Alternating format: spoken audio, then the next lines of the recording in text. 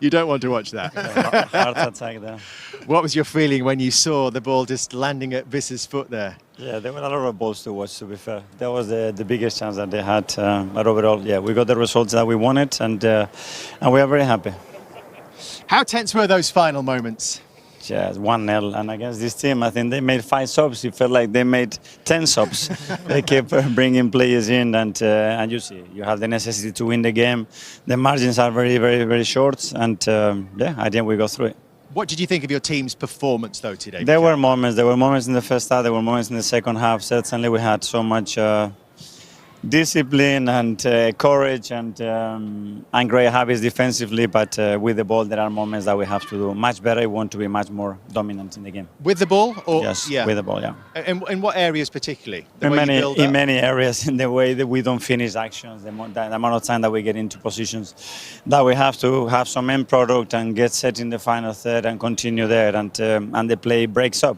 But the important thing is the reaction to those plays when that happens. Mikel, it's only the second time Odegaard and Eze have played together. Is that now like all in, get the best players on the pitch, or is it just the way it's just worked out? Well, they haven't been available much in this season, so that's been a big part, I think, with Kai and Bukayo. They never played together, which is incredible. So we had to manage a lot of situations this season. Let's see, we have lost a few players tonight as well, but the good thing is that the team continues to compete. Mikel, the goal, the set piece, took 3 times to get there, third time lucky. Obviously something that you'd worked on just to get Eberechi Eze just so that on the edge of the box free. You scored against Newcastle earlier in the season from a short corner. Was that something that you'd obviously worked on to open up that corridor? We have to be very unpredictable in everything that we do in the game, and obviously when you look at the size, the physicality that they have, the way they defend, we believe that it was a big opportunity for us there to exploit, even though the crowd reacted in the first and the second way. In certain way, which is understandable, but we do things because we believe they're going to give us value, and it was a great action, to be fair. This is why you signed Eze in the first place. Yeah, at the end, the ball has to arrive. You can do anything, the ball has to arrive to the right play in the right position.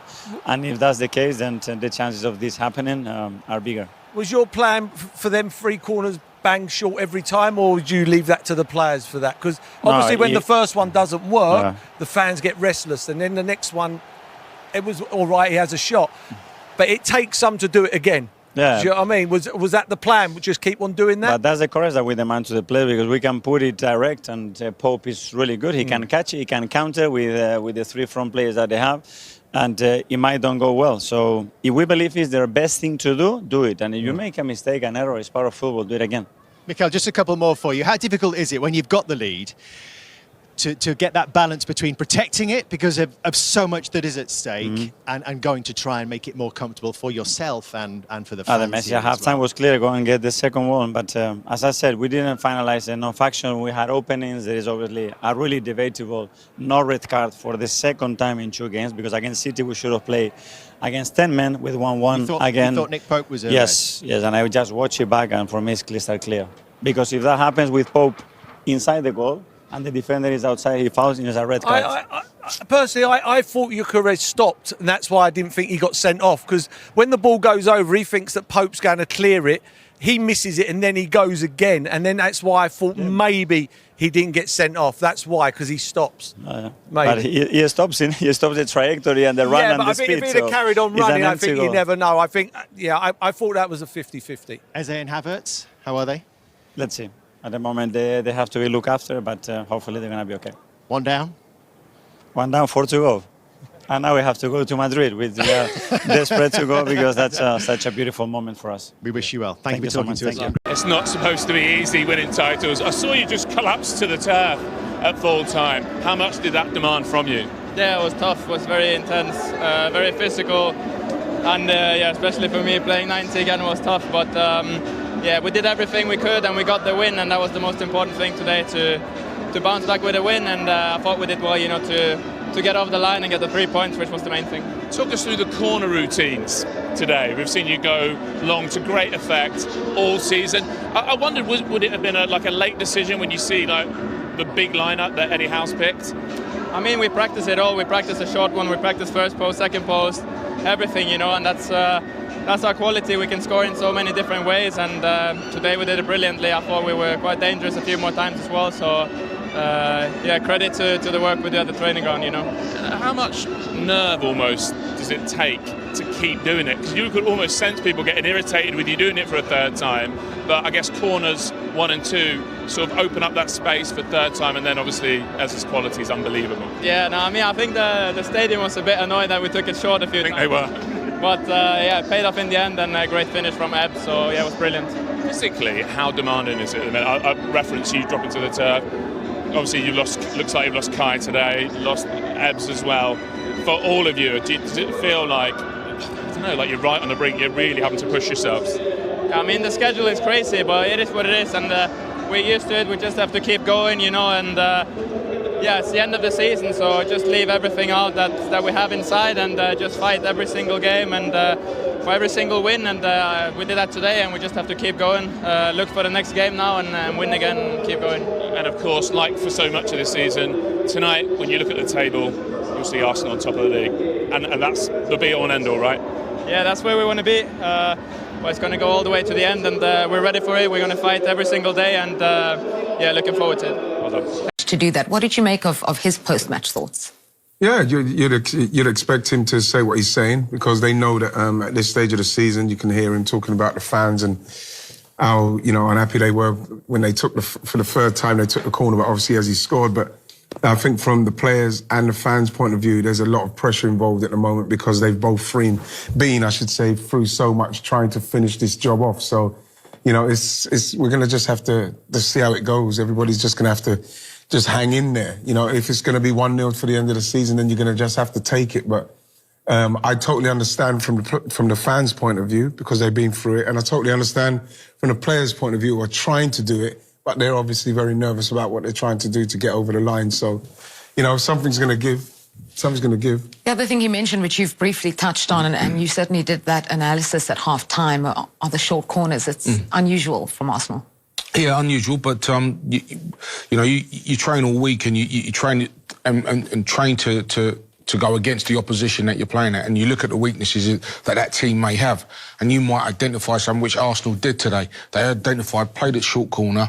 You can pull a couple of people out of place and then get an opportunity to shoot, and they did that, and it's something that they've worked on. Although the crowd were moaning every time they took it, they scored a goal at the end of it. It's the goal that's won them the game. So they've stuck to the process that the manager's given them, and they've got the result come the end of it. They'll keep doing that. Yeah, so they had 2 of those short corners first, and it was from the third one that they scored. So let's have a look at the goal. Well, you can see what's happened is that Willock is going all the way in with Ødegaard, because he's followed him before, but then the ball goes, that then leaves a massive space. You can see the massive space there, you can see it. So Willock comes all the way with Ødegaard, who's got no intentions of getting the ball. Now he passes it straight into Ødegaard, who's got oceans of space, and then you can see the amount of time and space that Eze's got, and he rolls this to him perfectly. And then we're talking about a world-class player for me. And then when you're looking at that, you're seeing Kai Havertz, who's coming and getting the ball off the corner, and you're thinking to yourself, that's the person that's supposed to be playing centre forward. So none of the centre forwards had gone with him, so he had all the time in the world to turn and then play the ball to Eze. So I think it was a really well worked corner routine that they used today. And the thing with it as well, they know that they've got big players in there, so they want to keep it away from someone like a Dan Burn, because I think they scored a goal against them with a short corner that we saw earlier on as well, because they know that if you put it in there's a good chance that the size of the goalkeeper, Dan Burn, and the other guys that are in there, the big guys that's in there, Botman, and that, they know that they'll clear it or something. So they've tried something else to the point where they've done it 3 times on the spin, and it's worked. So as long as they can do this now and stick to what they believe in and what they've been working on the training ground, then they'll get through it. Yeah, Havertz involved in that goal for Arsenal, and then he went off. He was injured, just after the half-hour mark, and this is Havertz going pretty much straight down the tunnel. He only just started against City for the first time in a long time. This injury, how concerned are you? I'm quite concerned when you consider that he's broken down again. You can see how disappointed. You could tell as well, Les, when you see somebody walking off like that. You see the difference in Eze walking off and the difference with Havertz walking off. You can see that Eze's saying, I'm all right, I've just felt a little something. It's precautionary, and they've probably been told that. But Havertz, you can see that, you know what I mean, that looks like a lengthy one. Yeah, that looks like a reoccurrence of whatever he's had before. Yeah. Just tell by his face and the way he walks off and straight down the tunnel that don't expect to see him anytime soon. What does he bring to Arsenal? Because, you know, we saw his involvement in the first goal. And I think that's what it is. He leads the line really well, holds things up, gets himself into good positions where he can link the play for Arsenal. And that's what they're missing with, you know, Victor has come in and hasn't quite been able to link it as well as Havertz. And when he's there, you can see that Arsenal have a focal point up front and they can play off him. So that's going to be a big miss, a real big miss for him. Yeah, we don't want to preempt things. We obviously have no idea, but the way it looks, it might be Gyökeres leading the line for last games. Yeah, maybe. I'm hearing that Mikel Merino's on his way back as well. You don't know how fit he will be, but he's similar to Havertz in the way that he can link the play and come and play in a corner situation like that. You know, he's great in the box. You know, he's a great finisher in the box. So fingers crossed that he can come back in the next maybe week or so, 2 weeks, and then, you know, kind of fill that gap. We talked about how nervy it was at the end because Newcastle did create opportunities, none more clear than this from Johan Wissa. Cool. I mean, as I said earlier on, they don't have a good record at the Emirates. But as a centre forward, he's missed a lot of the season, and you can look at it and say he probably just hasn't got that sharpness at the moment. But that's an incredible chance. You know, the thing is Les, with Voltemadas, that is brilliant from him. He doesn't need to go down, Les. He does. You're going to sky that because he's going down now instead of standing up and just side foot it over to the left hand side. It's the kind of finish, Les. That's the kind of finish there, Jules, of somebody who's desperate to score. You know, he couldn't wait to fall on it. He wanted to volley it in spectacularly where all he needed to do, because the goalkeeper's kind of in no man's land. You just go side foot it in there. You and the goalkeeper might clash, but you will get there first. You can see he's got to the ball first, Les. And this is just need to side foot it. Just need to side foot him.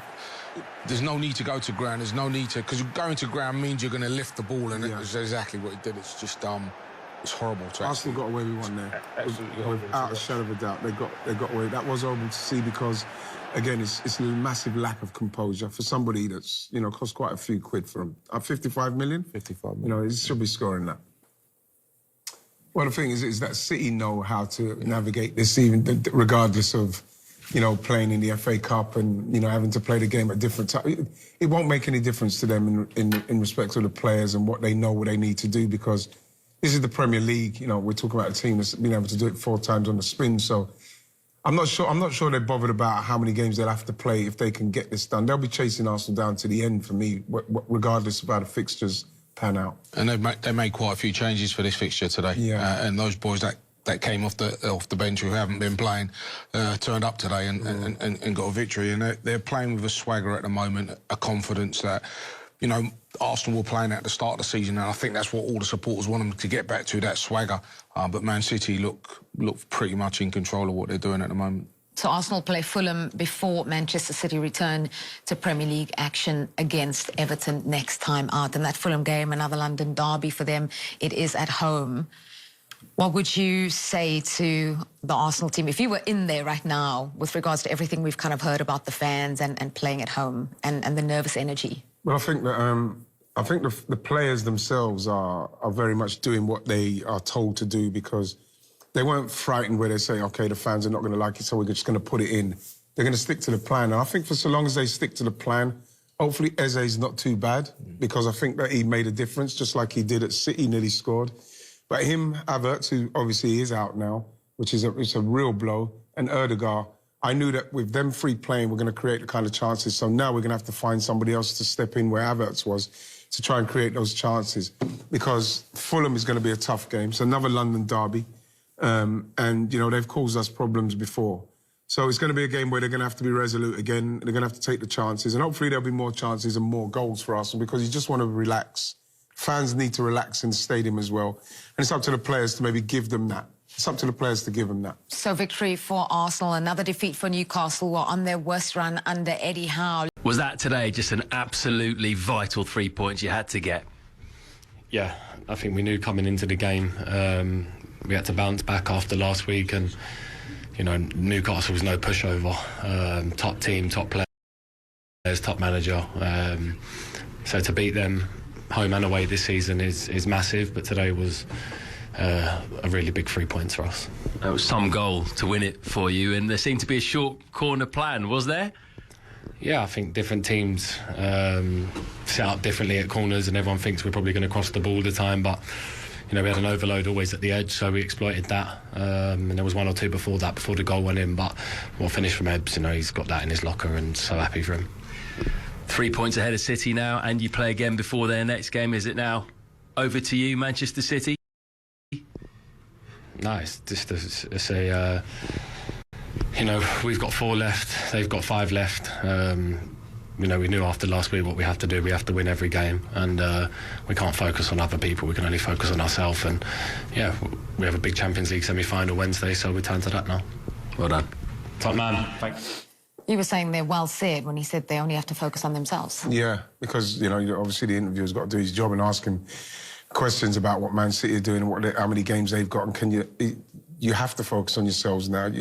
This is the problem that Arsenal have had running in the running, is that the players, and they've got to learn from the experience of failing at this stage, and I think that's what they're doing now. They're learning. They can't think about what's going on with Manchester City. They can't even think about anything other than the game was coming next. Obviously, once you do get to the Fulham game, then they're going to be thinking, yes, if we can win this, then we're 6 points.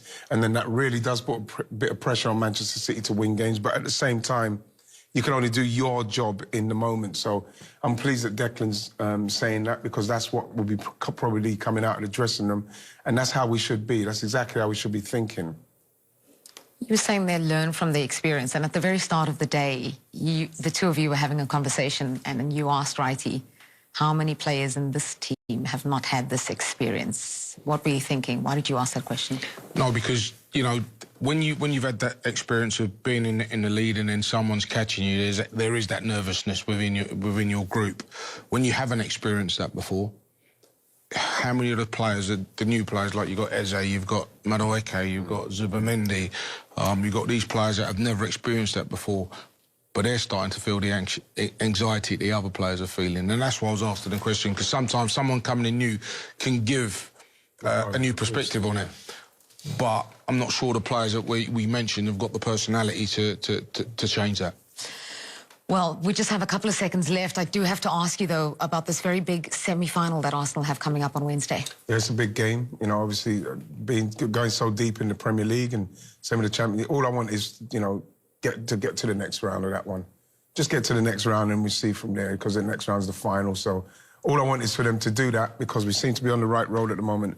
Get past the semis, and then we can start thinking about it then.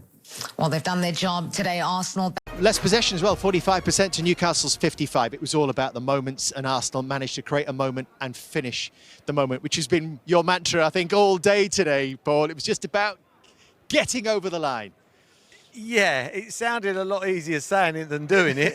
Yeah, I don't know. Was it harder than you actually expected it to be today? Yeah, I don't get it too often, but I could get the feeling. Even I was getting involved. The nerves were setting in, and it's not a nice watch. And I don't mean that in a horrible way with the team. I just think it's very, very nervy, very nervy. It's been so long that it's sort of unenjoyable, if you know what I mean. Do you know what I mean? Like, you should be enjoying these moments, but it's hard to enjoy at the moment because it's just so nervy. And that's with the players, that's with the fans, that's with everybody. I'm not blaming anybody. It's not enjoyable at the moment. It's hard. But this isn't new, Jamie. This has been the case for quite a few weeks now coming here, hasn't it? Years. 2 years. 2 years, you're right, Paul. I totally agree. And you can tell yourself all you like. Pressure is a privilege. We're giving ourselves such an opportunity. But actually, when you're out there, sometimes fear can strangle you. It can take over you. And all the simple things that normally you just do because you've done it since you were 10, 11 years of age, you find so difficult. And that's what's happening with Arsenal right now. Individual mistakes or players maybe not having that final pass. And it just suffocates you. It stops you being the player that you are. And that's why it was so important today that there was one outstanding moment of real quality by Eberechi Eze that was the real difference. An absolutely incredible moment, exactly what they needed. And then you've got the back four to just hang on to that lead, and a fantastic goalkeeper. A massive 3 points. And it's going to go on an awful... If they hadn't won today, you just couldn't see a way back for them. But right now, they've given themselves a great chance, and they can build on this now and get back to that winning run, because I think they're going to have to go perfect to the end of the season. And isn't that ultimately, Paul, what it comes down to in these really tense games, in these really tense moments when Arsenal and Manchester City are both trying to win the league? It's those players with X factor, with a little bit of magic in their boots, who can make a difference, like a Cherki for Manchester City, and like an Eze, who could be that guy for Arsenal. Well, that's what they bought him for. They bought him for that magic. He's got the magic. He's a very talented footballer. Plays with a lot of freedom. He plays with a lot of freedom. Not many people score that goal. You know, professional footballers, you can take it many times. To get that the way he hit it against a very good goalkeeper in Pope, he's the X factor. You need to get the X factors on the pitch, and they're the ones who make the difference. You know, you'll get your players that run around, you'll work hard, and they'll be great for the team. But you have to that little bit of magic. You have to, otherwise nothing ever happens. So for me, you know, he's paid back everything in one go. Let's have a look how they managed to create an opening for Abiri Eze on the edge of the box. And Jamie, this is something that we noticed in the first 9 minutes. They took 3 short corners, 6 before this all season, and it was almost like every time Odegaard was reinforcing the point to Madueke, because often we'd see Saka swing these in. Because keep going short. Exactly right, because what they're expecting, obviously, with Gabriel and Saliba at the back post, they're going to swing that one in. They're not expecting the short corner, and they're actually thinking, well, OK, we're fine, we've got a good position here. Eze has a shot on it, you know, on his left foot there, which is not his favoured foot. Now this one, it works perfectly because they're actually thinking not going to do it again. You can see Havertz find himself in a really good position. He keeps the ball, sets it back perfectly, and Eberici Eze, just watch how he opens his body up here, because he knows this time he wants it to be on his right foot. Just keep your eye on him. You can see that they feed it into Havertz. Now he's got an enormous amount of space if he can lay it back. He just opens his body now. Now he's just started to creep and just say, right, pass it onto my right foot this time. That short step to the left, and then he hits that so well. And as he hits it, you can already see he knows he's off. His body's taking him that way. That's flying into the top corner. Wonderful, wonderful technique. Just to be clear, is all that movement, do you think, choreographed? So they know if they can get Odegaard out there, they can get the marker to follow him. That will open up a little gap for Havertz, who knows behind him is Eze waiting. Oh, 100%, 100%. But fair play to Madueke and Odegaard, because the fans are getting restless after 2 of them. The first one went horribly wrong. Second one weren't great. But yeah, it's all done to take everybody in for him to be there on his own. And it's just a phenomenal finish. It's worthy of winning any football match, you know. And he's done that today, and that's what he was bought for. He was bought for them moments, because not many people on that football pitch could do what he done today. Do you think his football looks less tense than some of his teammates? Yeah, I'd say a little bit. I think as well, Odegaard as well. I thought at times it wasn't necessarily his best game, but I always felt when he had the ball, there was a bit of calmness about it. You know, he tried to find the right pass, and when Bukayo came on for the last 10, 15 minutes, they linked up nicely. But it's difficult. It's very easy for us to sit here. I've been in that position trying to win titles and giving away goals in the last minute, and set pieces, maybe someone hurting you, and you're thinking, we're so confident here, we should win, and all the messaging, and you can have all the videos, all the positive, you know, information given to you. Pressure can take hold of you, and the fact that they managed that game at the end was a great indictment of what they're trying to do here. Now, and I'm sure the manager will let's just keep ticking them off. Yes, you want to win 2-3-0 if you can, and try and get your goal difference up, because it might come down to goal difference. But right now, the objective was to get 3 points. They did that with a moment of magic.